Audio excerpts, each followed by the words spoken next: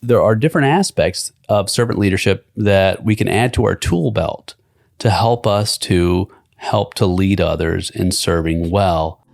Hello, my friend. So glad to have you back. I hope you are well. I hope you are refreshed.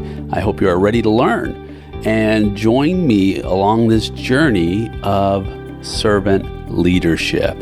And as we unpack different aspects of how this model of leadership has so much value, not only in the marketplace, in commerce, in industry, but in family, in relationships, in communities, and in matters of faith. So let's just continue to unpack our conversation.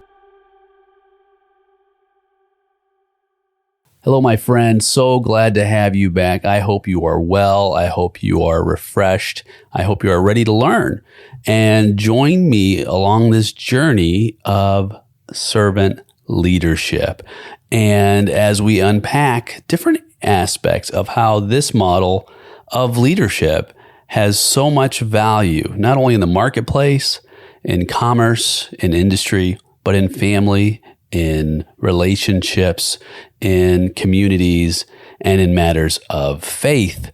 Servant leadership is a up-and-coming way to look at how we can do leadership not only better, but begin to transform lives to make them more effective and leave a legacy behind us that perpetuates serving well. So let's just continue to unpack our conversation. The first episode, we talked about general aspects of servant leadership and Robert Greenleaf's litmus test, if you will, on what servant leaders do. And so he said it's a difficult to administer test, but do the servants, while being served, become freer, wiser, more autonomous, healthier, more likely themselves to become servants? And he said, what of the least privileged in society? Will at least they become less deprived? So Greenleaf's model for servant leadership extended even further beyond the organizational environment or just a follower-leader environment. He looked at it from a perspective of society as a whole. Can we impact? Can we make a difference for the better for individuals in our society who are marginalized or who are not in a position to serve others, where they have a need for dignity or their basic needs to be met? So this extension of servant leadership goes far beyond simply just thinking, well, how can I improve the life of someone who is my employee? Now, you may start there. It may be starting with a father-son or a mother-daughter or a marital relationship. It may be a situation to where you are looking at it from a community aspect, a member of your faith community or spiritual community. You may be looking at it from an aspect of friendships, all different ways. And as we unpack this, there are different aspects of servant leadership that we can add to our tool belt to help us to lead others in serving well. And ultimately, the results are in. Servant leadership actually works. It works to increase productivity, increase high quality results, satisfaction, things like that. And besides that, it actually feels pretty good to serve.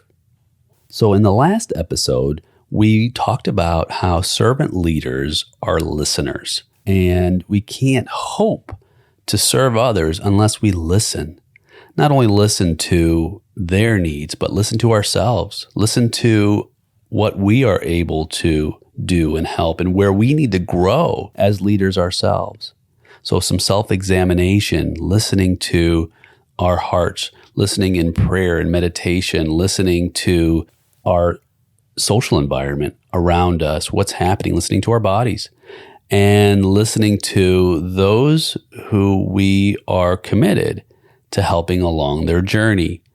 That's the listening aspect. And if you haven't listened to that episode, take a listen. And so today we're talking about the second aspect of servant leadership, which is empathy. Once we begin to listen, we can then hear where our followers need change and how we can help them. Now you think, what does this have to do with an organization's mission, vision, values? Why am I so interested in what my followers need? Well, it's a great question. And I think the answer can be wrapped up in a lot of different ways, but let's just talk about one, which is if my follower is not in a position to where they can help achieve the vision, the mission, or sign on to with conviction the values, then we have to help them to reach that place. And you say, well, that just takes too much work because I don't have time to help followers to reach that place. I need followers who are nails from day one. And I think that there's merit in that statement. However, I think we're going to leave ourselves short if we think that all of our followers are always on 100% all the time. And we have to recognize that every person that we're called to lead is going to have needs. They're going to have different circumstances. They're going to have different challenges and different ideas of what actually satisfy them. Not necessarily the reward, but what satisfies them as individuals. And by being able to tap into that and understand, first to listen and then to empathize with their circumstances and their situations, then we can help them to achieve not only that, it's really a matter of care. And when we're talking about empathy, I'm going to start breaking this down in just a few moments. What we're talking about is, do we care about our people? And I think it was John Maxwell that said, people don't care what you know until they know that you care.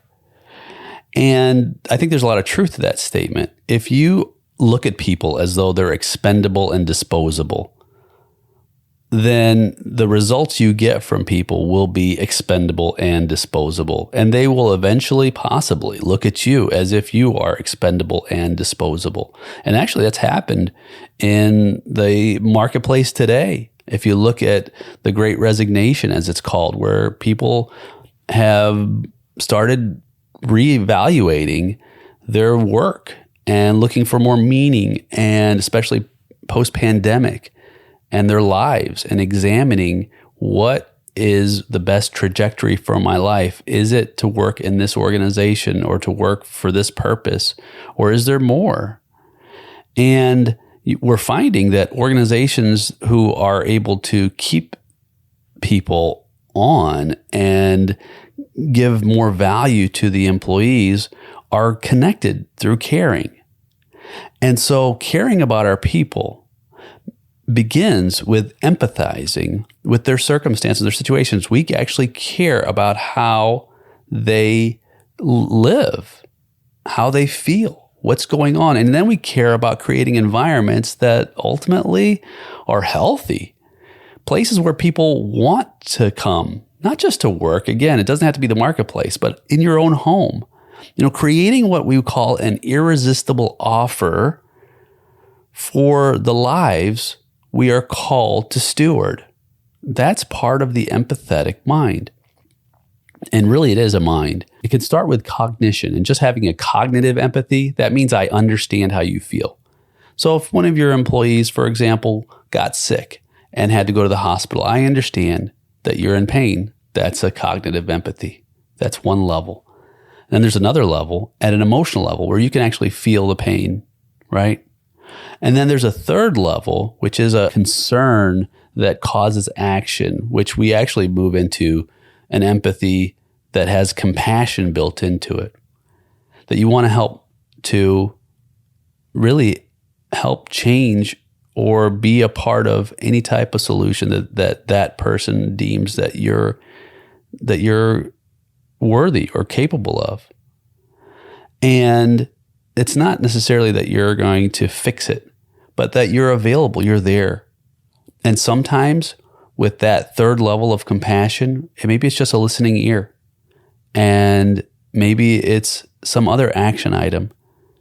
But whatever it is, that you're showing that you are actually involved. And that type of caring man, that goes so far. Now, over the years, I can admit that I've spent a lot of time in the cognitive section of empathy, the very top part. I cared, but more at an intellectual level. And it took years of really having a great spouse that helped me to understand deeper levels of empathy to begin to remove the limits of my capacity to care. And that's really what I think we need to make sure we're talking about today, is for some of us to empathize is easy to say, I can understand, but to actually move into a position of compassion. In fact, it reminds me of Jesus in the 9th chapter of Matthew, around verse 37. He sees these crowds, and the Bible says that the crowds were helpless and harassed, and he had compassion on them. And this idea of compassion is moving into a position of that deep empathy to affect positive change in people's lives, to ultimately lead them and help them achieve a better future state. Because, friend, that is so much of what leadership is. Leadership is removing the limitations of our vision for what's possible for shared purpose. And so when we're talking about empathizing, I think the first step, again, is to listen. And then the second step is to actually involve ourselves with caring. And that caring will compel us to be a part of helping people along their journey. And you say, well, again, back to the journey, the bigger journey. What about this journey of our vision as a leader? If they share in our purpose, then we will remove obstacles and roadblocks to us reaching that achievable, attractive, and worthwhile future state together.